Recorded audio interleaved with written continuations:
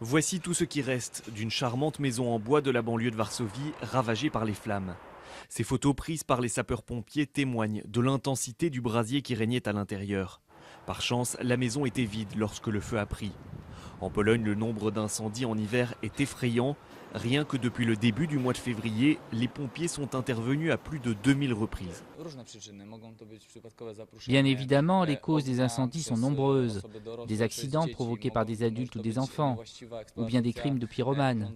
Mais il peut aussi s'agir d'une mauvaise exploitation du système de chauffage à la maison.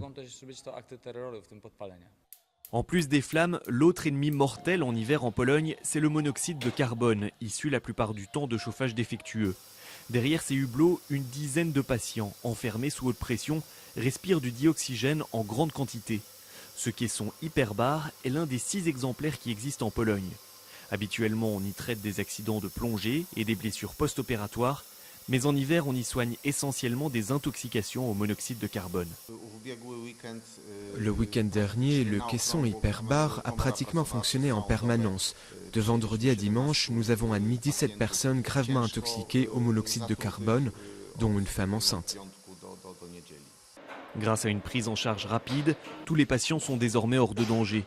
Mais il y a encore 10 ans, avant l'installation du premier caisson hyperbar en Pologne, le bilan n'aurait sans doute pas été le même. Quant au nombre d'intoxications, il baisse à peine, plusieurs centaines depuis le début de l'année, dont une vingtaine de cas mortels.